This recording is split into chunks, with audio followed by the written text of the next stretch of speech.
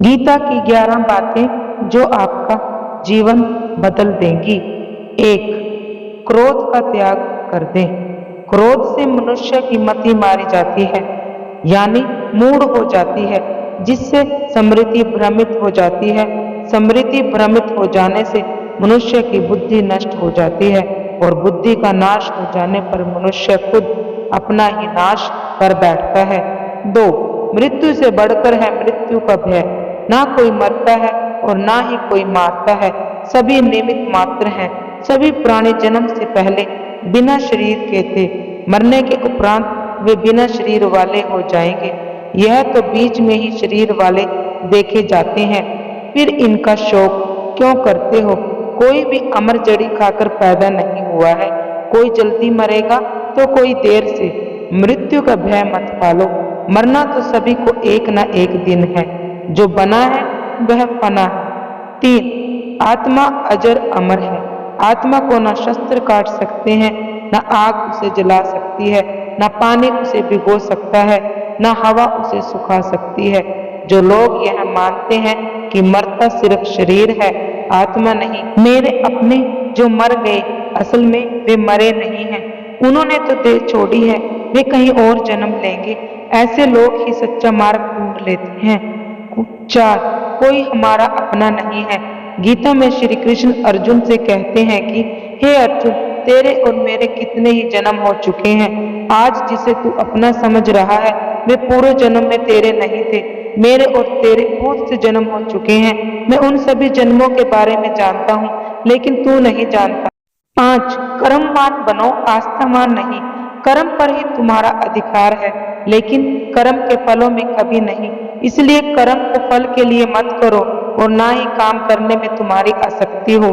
जिसका मन अपने वश में है, जो जितेंद्रिय एवं विशुद्ध अंतःकरण वाला है और संपूर्ण प्राणियों को आत्म रूप परमात्मा ही जिसकी आत्मा है, ऐसा कर्मयोगी कर्म करता हुआ भी लिप्त नहीं होता। कर्मों में कुशलता को ही योग कहते हैं। 6. नरक का द्वार। काम, क्रोध तथा लोभ, ये 3 प्रकार के नरक के द्वार सर्व अनर्थों के मूल और नरक की प्राप्ति में हेतु होने से यहाँ काम, क्रोध और लोभ को नरक का द्वार कहते हैं। आत्मा का नाश करने वाले अर्थात उसको अधोगति में ले जाने वाले हैं। अतएव इन तीनों को त्याग देना चाहिए। 7. व्यर्थ की चिंता छोड़ दो, वर्तमान में जियो। क्यों व्यर्थ की चिंता करते हो? किससे व्यर्थ डरते हो? कौन तुम्हें मार सकता है? आत्मा ना पैदा होती है ना मरती है। जो हुआ वह अच्छा हुआ, जो हो रहा है वह अच्छा हो रहा है, जो होगा वह भी अच्छा ही होगा। तुम भूत का पश्चाताप ना करो, भविष्य की चिंता ना करो, वर्तमान चल रहा है। 8. लगाव ही दुख का कारण है। तुम्हारा क्या गया जो तुम रोते हो? तुम क्या लाए थे जो तुमने खो दिया? तुमने क्या पैदा किया था जो नाश हो गया? ना तुम कुछ लेकर आए, जो लिया यहीं से लिया, जो दिया यहीं पर दिया, जो लिया इसी भगवान से लिया, जो दिया इसी को दिया। खाली हाथ आए और खाली हाथ चले।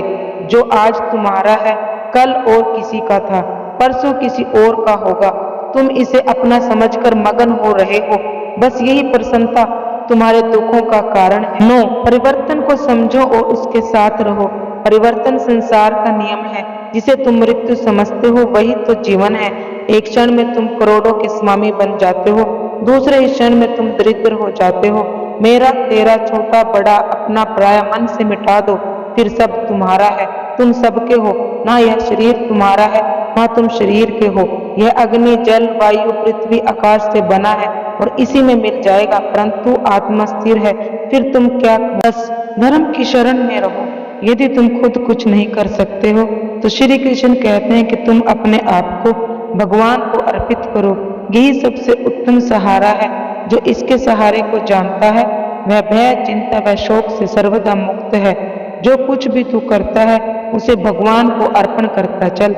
ऐसा करने से सदा जीवन मुक्त का आनंद अनुभव करेगा। सारे धर्मों का त्याग कर मेरी शरण में हो जाओ। 11. विश्वास। मनुष्य अपने विश्वास से निर्मित होता है। जैसा वह विश्वास करता है वैसा वह बन जाता है। सदैव संदेह करने वाले व्यक्ति के लिए प्रसन्नता न इस लोक में है ना ही परलोक में। जो कोई भी व्यक्ति जिस किसी भी देवता की पूजा विश्वास के साथ करने की इच्छा रखता है, मैं उस व्यक्ति का विश्वास उसी देवता में दृढ़ कर देता हूँ।